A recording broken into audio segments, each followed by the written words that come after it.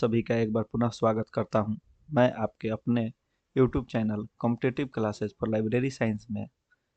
तो दोस्तों, अगर आप इस चैनल पर नए नए हैं और पहली बार विजिट कर रहे हैं तो कृपया चैनल को सब्सक्राइब, लाइक और शेयर करना ना भूलें।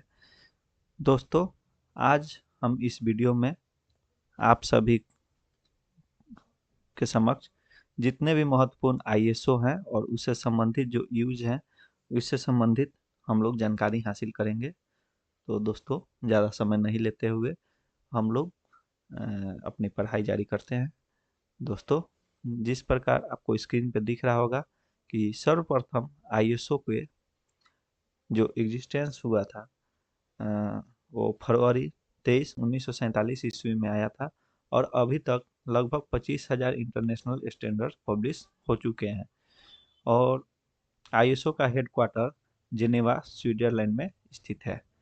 तो ये बहुत ही महत्वपूर्ण और बेसिक जानकारी है जिसको आप लोग याद रखेंगे। कभी कभी परीक्षाओं में पूछ ली जाती है कि ISO ऑफिशियली कब आया। तो ऑफिशियली ये 23 फरवरी 1947 ईस्वी को आया था और 25,000 से अधिक इंटरनेशनल स्टैंडर्ड पब्लिश हो चुके हैं। और इसके हेडक्वार्टर जेनेवा स्विट्जरलैंड में स्थित है। तो चलिए और भी ISO के बारे में जानकारी हासिल करते हैं कि किस ISO के द्वारा उसके क्या प्रयोग में किस ISO को लाया जाता है। तो फर्स्ट ऑफ ऑल हम लोग IS 1553 यानी IS 1553, जिसको हम डिजाइन ऑफ लाइब्रेरी बिल्डिंग के उपयोग में लाते हैं। मतलब ये एक इंटरनेशनल स्टैंडर्ड है। अगर लाइब्रेरी का हम लोग जब भी निर्माण किया जाता है तो उसका बिल्डिंग किस प्रकार का होना चाहिए, बिल्डिंग की डिजाइन क्या होनी चाहिए, तो कहीं ना कहीं इंटरनेशनल स्टैंडर्ड एक मानक होता है और उसी के अनुरूप हम लोग लाइब्रेरी बिल्डिंग्स का निर्माण करते हैं। तो उस ISO का क्या नाम है, उसका कुछ कोड होता है। जिस प्रकार से DDC CC हम लोग पढ़ते हैं तो उसमें हर अल्फ़ाबेट या अंकों का कुछ ना कुछ कोड होता है। उसी प्रकार से ISO में भी कुछ कोड निर्धारित किया गया है, कुछ नंबर निर्धारित किए गए हैं जिससे उससे हम समझ सकें कि ये कोड किसके लिए है। जैसे फर्स्ट में आप देख रहे हैं कि IS, जैसा कि फर्स्ट में आप देख रहे हैं IS 1553 यहाँ लिखा हुआ है, जो कि इसका प्रयोग हम लोग डिजाइन ऑफ लाइब्रेरी बिल्डिंग्स के लिए लाते हैं। यानी कि कहीं भी public library, college library, university library, school library, कुछ किसी भी प्रकार का लाइब्रेरी का निर्माण किया जाता है तो हम लोग कहीं ना कहीं उस इंटरनेशनल स्टैंडर्ड को देखते हैं कि उसके मानक पर ये बिल्डिंग खरा उतरता है कि नहीं। क्योंकि उस बिल्डिंग में बहुत सारी ऐसी चीज़ें देखी जाती है, जैसे लाइटिंग सुविधा कैसी होनी चाहिए, किस स्थान पर होना चाहिए, क्या होना चाहिए, उसमें किस प्रकार से उसका निर्माण किया जाए ताकि उपयोगकर्ता आसानी से उपयोग कर सकते हैं। उसमें दिव्यांगों के लिए भी आने-जाने की व्यवस्था सही तरीके से हो और पाठकों को पुस्तक मिले। पुस्तक के रख-रखाव के लिए भी एक विशेष तरह से उस लाइब्रेरी का डिज़ाइन किया जाता है ताकि वहाँ पे रखे हुए पांडुलिपि, पुस्तक या बहुत ही ताम्रपत्र जिसको हम लोग रखते हैं, तो उसके लिए एक इंटरनेशनल स्टैंडर्ड का निर्माण किया जाता है, जिसका हम लोग याद कर लेंगे। इसको परीक्षा के दृष्टि से बहुत ही महत्वपूर्ण होगी आपके लिए। तो फर्स्ट है IS 1553, जो डिजाइन ऑफ लाइब्रेरी बिल्डिंग्स के लिए है। उसी प्रकार सेकंड है IS 1829, याद रखेंगे इसको। IS 1829 ये लाइब्रेरी फर्नीचर एंड फिटिंग्स के लिए है, उपयोग में आते हैं। थर्ड है IS 2672, जो कि हम लोग स्टैंडर्ड्स फॉर लाइब्रेरी लाइटिंग, जो कि 1966 से अस्तित्व में है। तो IS 2672 को हम लोग स्टैंडर्ड फॉर लाइब्रेरी लाइटिंग यानी पुस्तकालय में किस प्रकार की लाइटिंग होनी चाहिए, उसमें कितना मने सूर्य की रोशनी प्रवेश करना चाहिए, इस चीज़ का हम लोग कहीं ना कहीं ध्यान रखते हैं।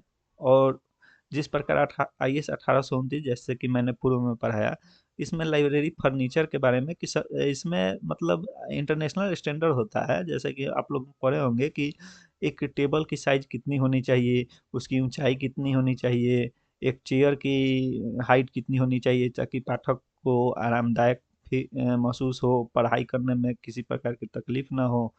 तो इस प्रकार की बातों का ख्याल रखने के लिए हम लोग ने अंतर्राष्ट्रीय स्तर पे एक इंटरनेशनल स्टैंडर्ड बनाया गया है। उसी प्रकार अब आते हैं हम लोग दूसरे इंटरनेशनल स्टैंडर्ड के बारे में पढ़ते हैं। तो नेक्स्ट है IS 1172, जिसका प्रयोग हम लोग requirement for water supply, drainage, sanitation के लिए प्रयोग करते हैं, क्योंकि वहाँ पे पाठक जाएंगे तो उनको अ, जल की भी आवश्यकता होगी। फिर कभी बरसात या बाढ़ जैसी हालात होती है तो वहाँ की ड्रेनेज सिस्टम कैसी है, वहाँ अभी जैसे किस प्रकार का कोविड-19 से हम लोग जूझ रहे थे, तो कोविड-19 के दौरान वहाँ सैनिटाइजेशन हुआ है या नहीं, वहाँ की सैनिटेशन व्यवस्था कैसी है, इस इन बातों का ख्याल रखते हैं। चलिए अब नेक्स्ट आते हैं। नेक्स्ट है IS 1539 2003, जो कि public library guidelines, public library के गाइडलाइंस के बारे में जानकारी देती है। मतलब पब्लिक लाइब्रेरी कहीं भी स्थापित की जाती है तो उसमें क्या क्या सुविधाएं होनी चाहिए, क्या क्या सुविधाएं पाठक को मिलनी चाहिए, इस का ख्याल रखते हुए इस स्टैंडर्ड का हम लोग प्रयोग करते हैं। तो यहाँ पे अभी हम लोगों ने 5 इंटरनेशनल स्टैंडर्ड के बारे में पढ़ा। तो एक बार मैं पुनः आप लोगों को रिवीजन करवा देना चाहता हूँ। तो फर्स्ट ऑफ ऑल फर्स्ट है IS 1553, जो कि डिजाइन ऑफ लाइब्रेरी बिल्डिंग्स में के लिए उपयोग में आते हैं। मैंने इसे बहुत ही अच्छी तरह से क्रमानुसार सजा कर रखा है, जैसे कि आपको याद करने में बहुत ही आसानी होगी। और सेकेंड हम लोगों ने पढ़ा IS 1829 library furniture and fittings के प्रयोग में आते हैं। थर्ड है IS 2672। हम लोग स्टैंडर्ड फॉर लाइब्रेरी लाइटिंग के उपयोग में लाते हैं, जो कि 1966 ईस्वी में से अस्तित्व में है। और नेक्स्ट है IS 1172, जिसको हम requirement for water supply, drainage and sanitation के प्रयोग में लाते हैं। नेक्स्ट है IS 1539 2003, पब्लिक लाइब्रेरी गाइडलाइंस के लिए इसका प्रयोग करते हैं, क्योंकि जहाँ भी पब्लिक लाइब्रेरी की स्थापना की जाती है वहाँ पे कुछ ना कुछ गाइडलाइंस बनी हुई होती है। उसी गाइडलाइंस के अनुसार हम लोग उस पब्लिक लाइब्रेरी का निर्माण करते हैं, या उसमें वस्तु स्थिति जो भी वस्तु रखी जाती है वो सब इसी के अंतर्गत आती है। और अब नेक्स्ट हम लोग कुछ है इंटरनेशनल स्टैंडर्ड्स के बारे में पढ़ेंगे। तो आपके स्क्रीन पर दिख रहा होगा लर्नर्स कि IS 796 1966, जिसका प्रयोग हम लोग ग्लोसरी ऑफ कैटलॉगिंग टर्म के प्रयोग में हम लोग लाते हैं, क्योंकि पुस्तकालय में ये जो ग्लोसरी होता है, आपको लाइब्रेरी में डिक्शनरी के बारे में पढ़ना पड़ेगा, डिक्शनरी क्या होता है, ग्लोसरी क्या होता है। तो इसके लिए भी मैं आप लोगों के लिए एक अलग से वीडियो बना दूंगा, जिसमें डिक्शनरी में, ग्लोसरी में और भी इससे संबंधित टर्म्स होते हैं, उनमें क्या क्या अंतर होते हैं या क्या समानताएं होती है, वो मैं किसी और लेक्चर में आप लोगों को अच्छी तरह से बता दूंगा। खैर अभी आप लोग इंटरनेशनल स्टैंडर्ड याद कर लीजिए, क्योंकि ये परीक्षा के लिए बहुत ही महत्वपूर्ण होगी। इससे कम से कम 2 या 3 प्रश्न, अगर 100 नंबर की क्वेश्चन पूछे जाते हैं तो 2 या 3 क्वेश्चन जरूर ही इंटरनेशनल स्टैंडर्ड से होते हैं। चलिए तो नेक्स्ट पढ़ते हैं। नेक्स्ट है इंटरनेशनल स्टैंडर्ड 1358 1967 ईस्वी। इसका जो इधर मैंने लिखा हुआ है वो सन लिखा हुआ है, जब मतलब इसका अस्तित्व में आया या इस नियम को बना दिया गया। तो कहीं ना कहीं सन भी अगर हो सके तो आप याद कर लीजिए। अक्सर सन नहीं पूछी जाती है, बल्कि यही पूछ लिया जाता है कि IS से 1358 और सेमीकोलन 1967 किससे संबंधित है, निम्नलिखित में से किससे संबंधित है, और 4 ऑप्शन दिए होते हैं। तो इसको याद कर लेंगे। ये practice for layout of library catalogue के लिए उपयोग में आता है। नेक्स्ट है IS 2550 1963 1963 जो लिखा हुआ है वो सन है, जैसे कि मैंने पहले ही बताया। तो IS 2550 इसको याद कर लेंगे इस तरह से। तो ये ग्लोसरी ऑफ क्लासिफिकेशन टर्म के लिए उपयोग में आते हैं, क्योंकि क्लासिफिकेशन भी जब हम लोग करते हैं तो कई प्रकार की क्लासिफिकेशन होती है। अगर मैं क्लासिफिकेशन को डिटेल्स में बताना चाहूँगा तो बहुत ही लंबी वीडियो बन जाएगी, और ये स्पेशली मैंने आप लोग को इंटरनेशनल स्टैंडर्ड से संबंधित क्या क्या क्वेश्चन आ सकती है, कुछ महत्वपूर्ण जो इंटरनेशनल स्टैंडर्ड है उसके लिए मैंने ये वीडियो आप लोग को जारी किया है। तो अब नेक्स्ट हम लोग पढ़ेंगे। नेक्स्ट है IAS 7150 7150 1974 सन है। स्पेसिफिकेशन फॉर लाइब्रेरी कैटलॉगिंग के लिए इसका प्रयोग करते हैं। फिर दोस्तों नेक्स्ट है IAS 12940 12940 1990, ये इसका ईयर है। इसका प्रयोग हम लोग ये अस्तित्व में है डॉक्यूमेंटेशन लाइब्रेरी स्टैटिक्स के लिए इसका उपयोग होता है। इस इंटरनेशनल स्टैंडर्ड का प्रयोग डॉक्यूमेंटेशन लाइब्रेरी स्टैटिक्स के लिए उपयोग होता है। इसको आप सभी जरूर ही याद कर लेंगे, मैं आशा करता हूँ। नेक्स्ट है IAS 13536 1992 ईस्वी। नेक्स्ट है IAS 13536 1992। ये डॉक्यूमेंटेशन डायरेक्शंस ऑफ लाइब्रेरी के लिए इसका उपयोग किया जाता है। नेक्स्ट है IAS 2146 1998 सन है। ये archives information and documentation service centre sorry and other database के लिए इसका प्रयोग हम लोग करते हैं। आर्काइव्स ऑफ इंफॉर्मेशन मतलब होता है कि कोई भी इंफॉर्मेशन है तो उसका हम लोग पुनः प्रयोग में लाते हैं, या उन्हें अपने ज्ञान वर्धन के लिए उसका हम लोग आर्काइव्स करते हैं। तो उस तरह की डाटा बेस के लिए हम लोग IAS 2146 1988 ईस्वी यानी इंटरनेशनल स्टैंडर्ड 2146 का उपयोग में लाते हैं।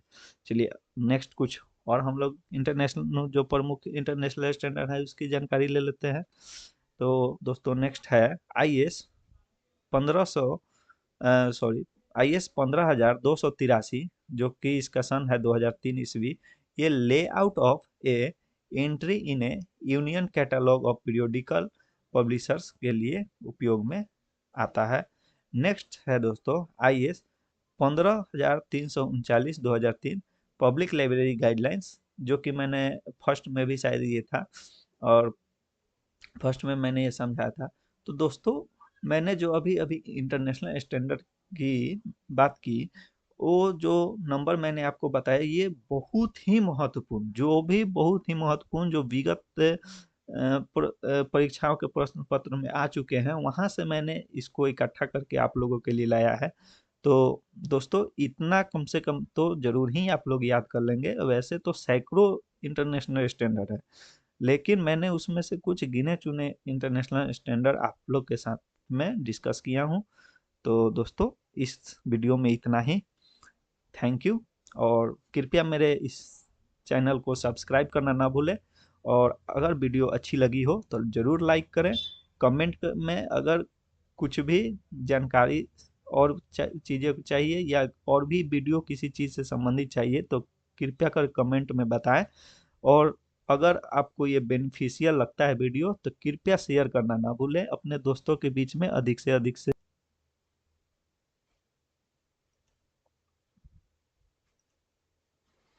हेलो लर्नर्स, आप